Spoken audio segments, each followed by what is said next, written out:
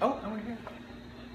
And all that jazz. Come. Yeah, come this way. Yeah, come and like this. All right, so let's post this. Yes. Oh, wait, first I want to post this because Yes. I want people on my page to kind of see what's happening, and Yes. it's not all the time that I speak about my perspective in world and fashion. Usually I'm always pushing like the stuff with the kids and stuff like that. But, Yes, but now before we get into that, here we go. yeah.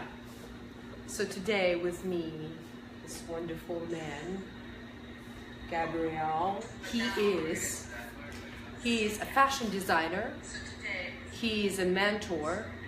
He's an educator, and he is many other beautiful things. My question is, for my approach, I would say, to interviewing people and having a conversation with them is, how do we manifest ourselves into this beautiful, this beautiful physical world. And I know there are many ways to manifest yourself and your presence, meaning your presence, physical presence, into this, and your interior, into this world. So, therefore, my question is, what drives you? Why do you get up in the morning? How does Gabriel manifest himself into this world? Every morning, especially now, 5 o'clock in the morning. I was not a morning person for sure. I'm not too. It is, yeah, come summertime, leave me alone. However, right now is an important time of year. School has just started, and my biggest drive and inspiration is the work that I do with students. I am a middle school, high school teacher. I work with all grade levels from 6 to 12, and it's an engineering classroom, which everyone's always like, what does that mean? How are kids that young learning engineering? These kids are smart. I'll tell you that right now. They are smarter than me. They have ideas for days, and I think it's super important that there is a class in a space that we can really look at what these students' interests are and filter that through the sort of STEM, technology, project-based learning that everyone's trying to push. Like, yeah, we need to do that in public school, but how do you do that? Right. And it's really about listening to these kids' ideas. And when you do that, I'm always inspired. Like, it's only day 3 of school right now, and there have been ideas.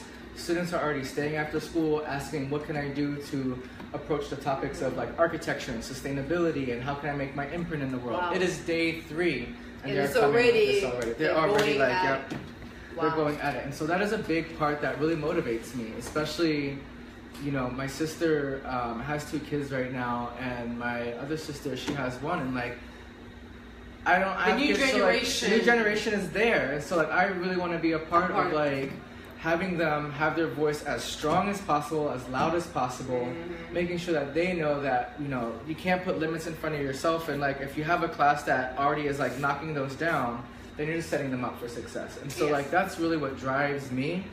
And what a lot that happens in my class is that they're making, they're sewing, they're 3D printing, they're laser cutting, they're designing on the computer, they're doing things by hand, all these great things.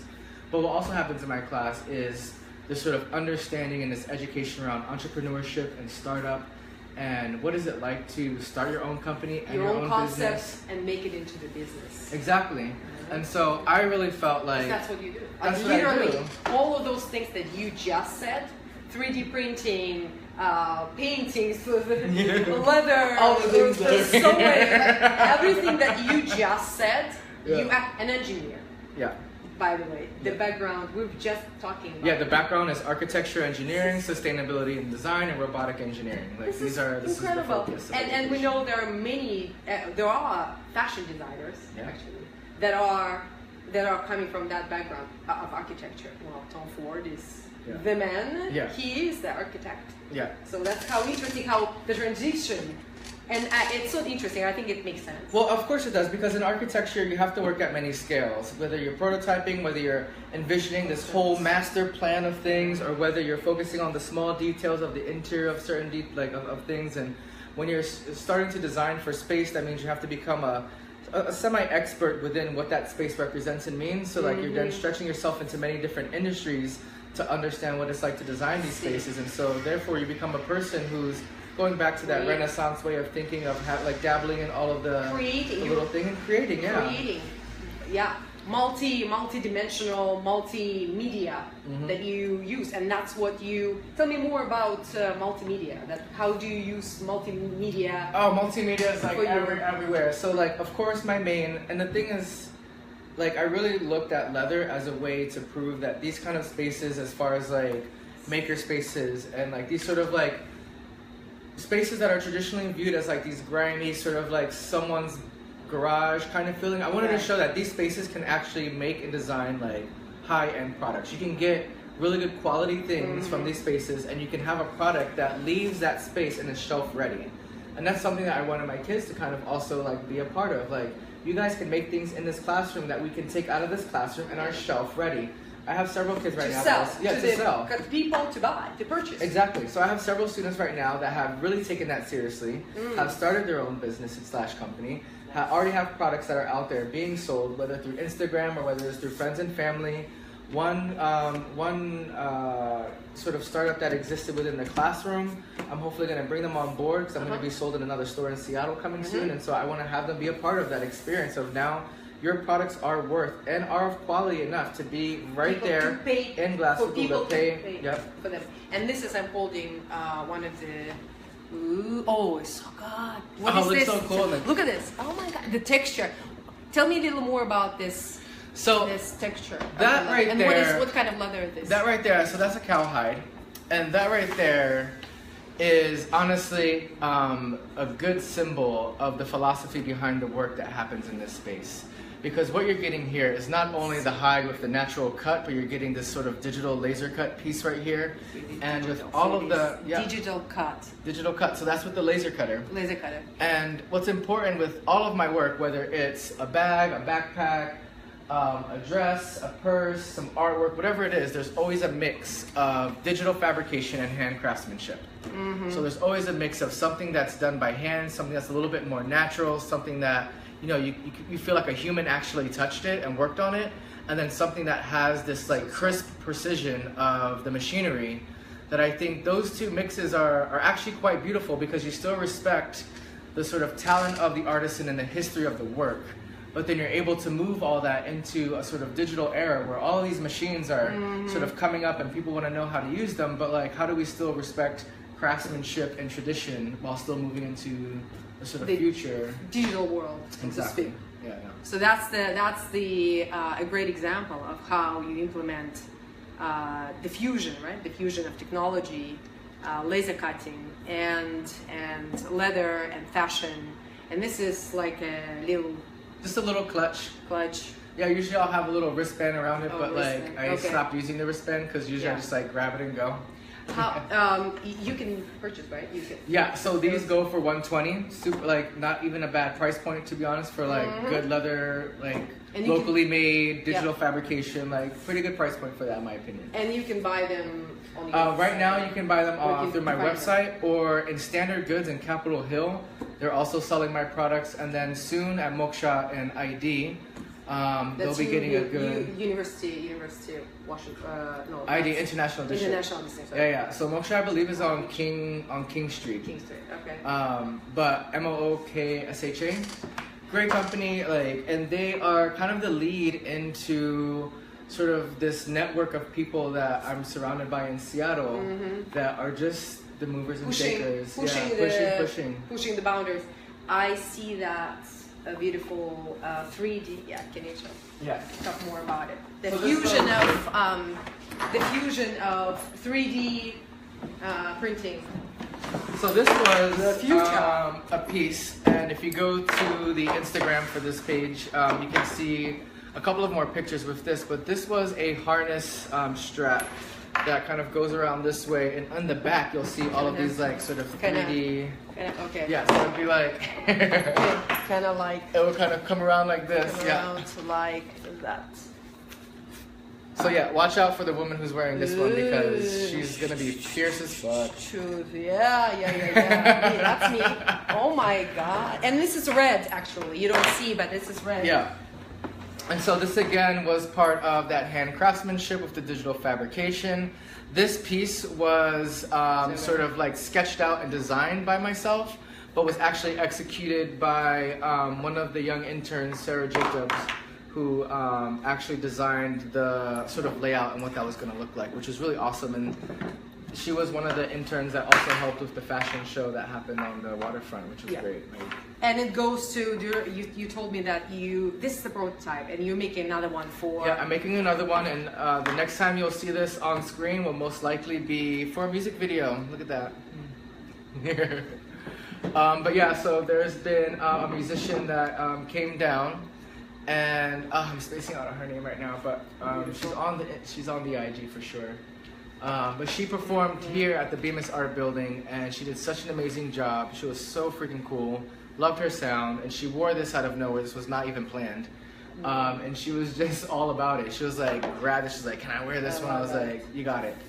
So she performed in this outfit, and now she's out in LA, and hopefully, you know, doing some collaborations across. He's gonna go to LA. To the being shot in the music. In the music. See, so it's nowadays. I think you cannot just do, you know, fashion, the clothes or whatever accessories. Now it's multi-dimensional. Yeah, I talk really about feel like, that. I think really you do that so well. How fashion translates into so many other mediums like music and film and arts and so many things that so many other mediums and industries. I would say industries, right? Yeah. Industries. Tell me more about it. Your approach to it. There's a big collaboration, and as far as industry that I like to always piece together. And yeah, I want to get into like the sort of like multimedia aspect of this, but I think the biggest sort of collaboration amongst industry is fashion and history.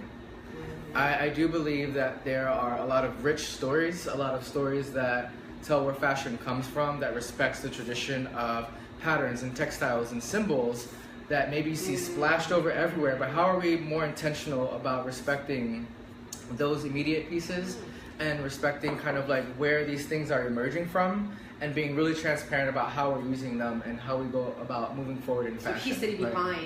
The history behind. Symbolism so Sarah, like, you won't get it at a glance. Yes, you can look at this and say this is a pretty piece, but I do know that this took into great consideration a lot of the patterns that she works with her heritage, with her Indian background, right? And so this was something that she was really prominent about, that she wanted to use. And so I think that was a really good way that happens. We also did a fashion show on the waterfront, sponsored by Friends of the Waterfront, curated by AU Collective, which is a dance company here in Seattle that really is all about giving back to the community. Again, dance. Like, they are amazing because they're not only dancing, they're not only doing some dope things, they're not only doing videos, they're also educating, they're being a part of the community, they're empowering, they're really looking for, they create documentaries and videos to empower and encourage people like within the field. It's absolutely beautiful. Fashion, here we go. I mean, you see now, you look at the fashion, you know, a New York Fashion Week or whatever Fashion Week, right? London Fashion Week, Milan Fashion Week. You look and see that there are designers who are experimenting more and more with fusion for bringing dancers, dancers, onto the runway show. And Rick Owens is huge with that. I feel like that's such a good, especially working with AU, I've never felt like I wanted really to look anywhere else for collaboration because they do such a good job. Because, for instance, Cheryl, who's one of the dancers there, was one of the models for the show on the waterfront. and just killed it. I mean, when you start collaborating with people who are more comfortable with their body instead of just walking, then you get this sort of like just for the matter of being beautiful. Yeah, like you're more. You can be more than a hanger for sure, right? Like we can have some energy and some like things real behind, people, like real people with energy, that have real bodies, that have real body movement. And if you look at like my shows and stuff like that, I don't hold to like a certain standard of any of this. Like I don't think that's necessary in terms of size and age. Yeah, and I think that's super necessary. I want people to feel like they can see themselves within what I'm doing, even though some of the stuff, like we're not going to wear a 3D printed harness on a Tuesday. However, you know, there's going to be a special event where like... I'm telling you, we need to have more of those people who are fierce enough. Yes, for sure. To wear this on Tuesday morning. Just get up and be like, that's the one I want to wear. Yes. But yeah, I really feel like there needs to be a redefinition of what modeling looks like, because I feel like when we get into this sort of dance performance, like live thing, I feel like there's a lot of more layers that could be added to the clothing, and a lot of what I do is tell stories through fashion, right? It's never just like, here's a pretty harness or here's a pretty thing and this is the nice colors that it can be in. Like actually there's a lot of more depth into that. That really requires someone to just kind of take a step back and really see what's happening with the collection. And so I've been, I'm as you can see, I'm quite inspired by your vision and how you do things. And I think it is pushing the boundaries, and it is different, especially in our small community, Seattle community.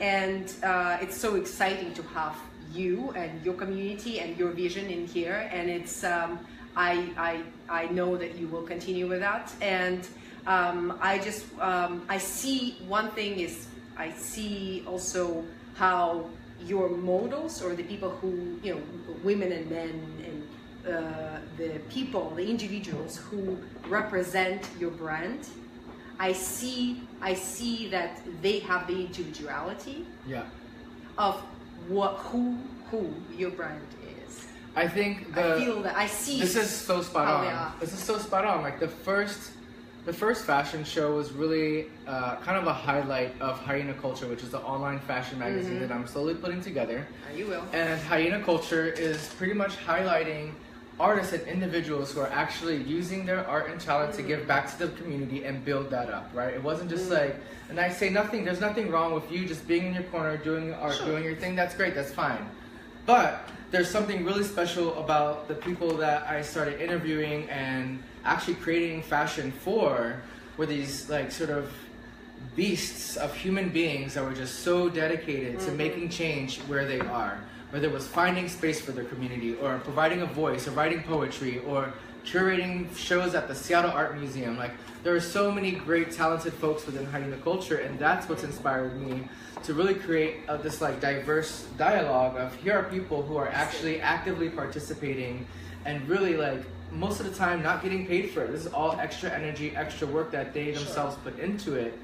To build that community. To build that community, that is different. It's different. It's representing, again, different ages, different cultures, different voices, different industries, different perspectives. And then when you have that flourishing, then there are more opportunities. Oh yeah. Then more opportunities come because you represent different industries, and more opportunities are being created. And that's how you really begin to support your community, because not everyone in my I know very few fashion designers here in Seattle, right? And they're great, but like that's not really a go-to collaborative experience for me.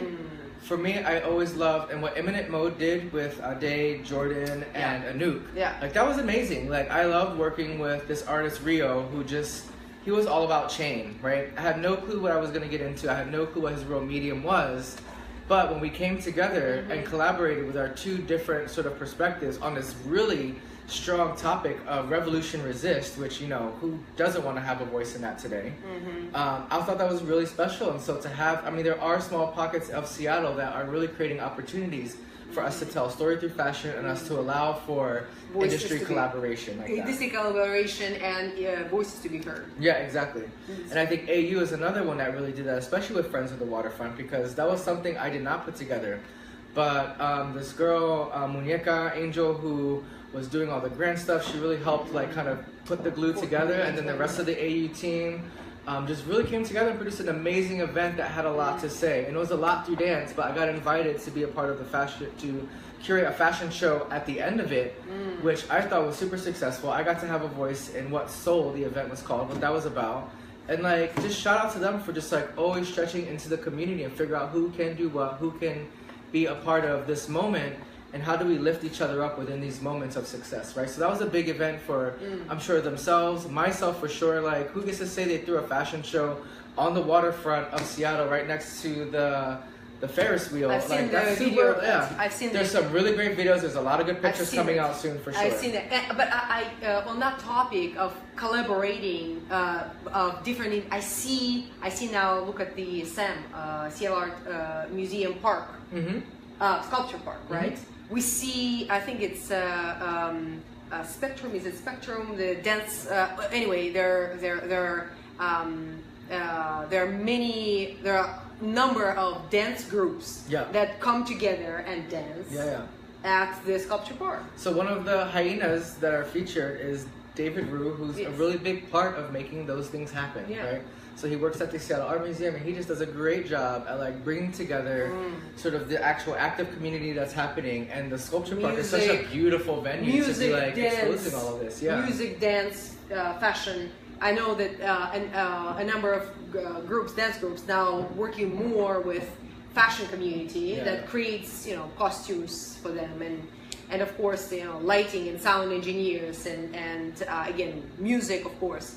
I feel like and I've mentioned to you about it, I feel like Seattle becoming this bravier found grounds with people who want to see something different. I think so. I feel that. I think there's a lot of people that are frustrated with this like sort of vanilla flannel, whatever the case is, but like it's kind of like a little bit stale. It doesn't give a lot of just like vibrancy to the people that are actually here. And like now there's this sort of like inverse flip of like these emerging artists and designers and people that are deciding from different industries from different industries that are now pulling together and actually like curating moments and spaces and events that you can experience to actually understand and feel the diverse community that Seattle actually is, right? And it really is.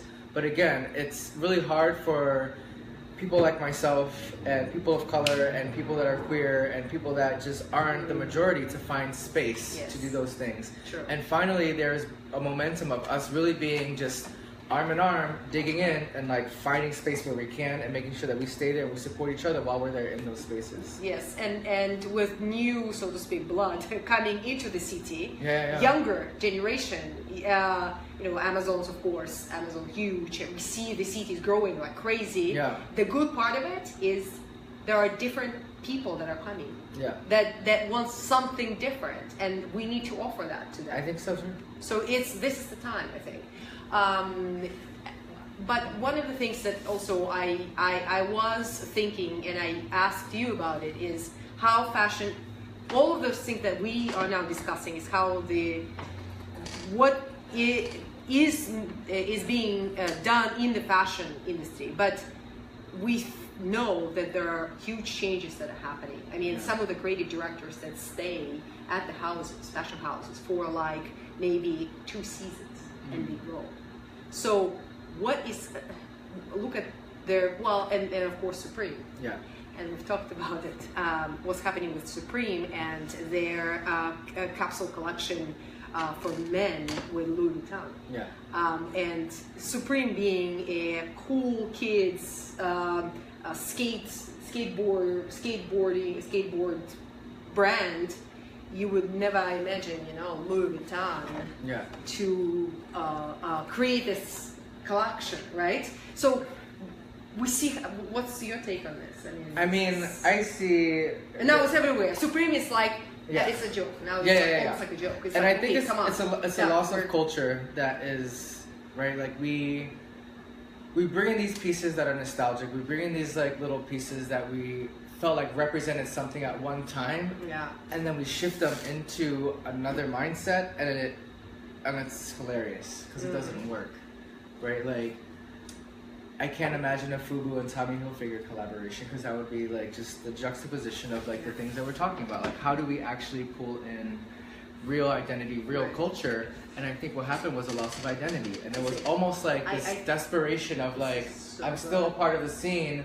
Let me cling on to the last threads of what's happening. Like Louis Vuitton, we want to be cool. We want to be cool. It's like literally they're yelling for help. Like, we want to be cool. Now everywhere you see this Supreme, but Supreme being always word of mouth. Yeah. That's the cool part of it, is that the way they did marketing is word of mouth. So it's cool kids doing, literally making cool clothes. Yeah. But now it's kind of in a way diluting both. Oh, it's great. Like, it's very diluted, and you know, there's a lot of great designers out there, but then I think in this day and age, I think what is really needed from all forms of art, in my opinion, is a strong voice and a story. Like, this is a time where we have the opportunity and the platform to actually express some things and highlight some things.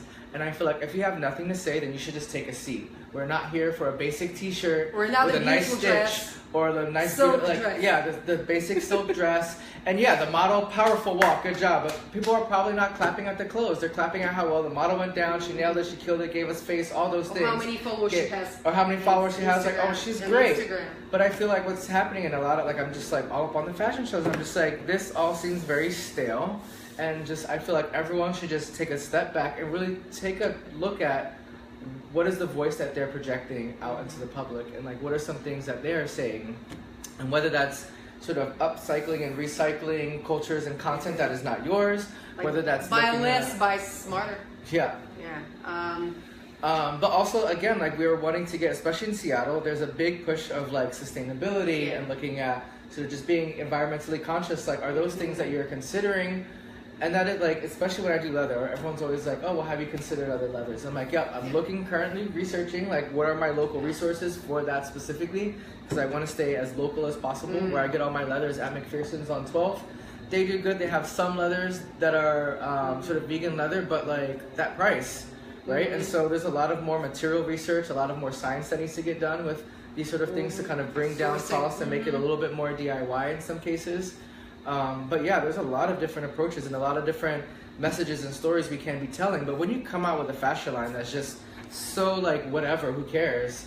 But like the name is what's important. It's nothing wrong with a silk dress, with a silk chiffon whatever dress, but there should be something more than just a pretty dress or pretty face. I think now we've come to the time when we feel like, well, Beckman's, look at Beckman's. I mean, he does whatever he doesn't have he does what he does, and that's what and that's what he's became famous for, is the way he styled the clothes and the way he represents, and his photography is, that's his style, and that's his voice, and it's quite distinctive voice.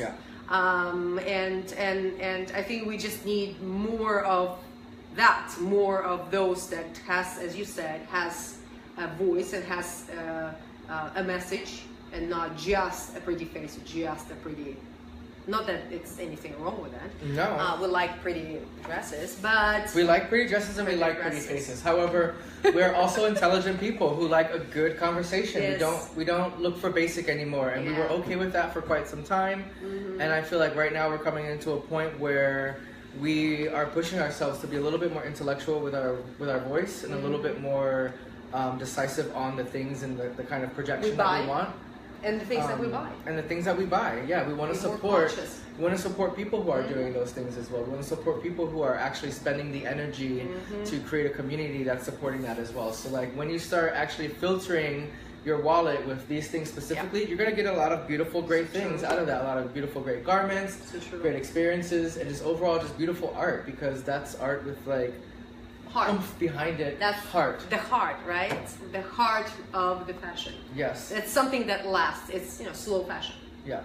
Slow fashion. That stays there. Slow fashion, right? Not fast fashion. Glacier fashion. Glacier. Oh, super slow. See? Super slow. Yeah. That stays with you, and you transfer that from one generation to another generation. Yeah. Right? I think we're good. Join the conversation. we'll continue the conversation. Gabriel, what's next with you? What's next with me? Oh my God, I can't wait. So next with me, I am currently collaborating with AU Collective, the dance company, and I am designing one-of-a-kind outfits specifically for some of the dancers. And these outfits are a story of who they are, how they came to be into dance, and what their perspective is, and what are they trying to make in this world with their dance. And so instead of doing this whole high-end photo shoot, fashion show, whatever, what we're gonna do is this 1 minute like live performance that's happening in this studio right here. And you guys will know a little bit more about that when the time comes, but definitely look out for that because that's gonna be exciting. I can't wait. I've already done all the sketches, a lot of patterns in the works, and like a lot of LED lights and 3D printing stuff and projecting and a lot of laser cutting and just a lot of cool stuff happening with some of these outfits. So I'm excited. I can't wait for that. I can see, right? So you are excited. So yes, find Gabriel. I tag Gabriel and I take Efficio, his company's name on the Facebook, so you can learn more. So yeah. Thank you. Thank you.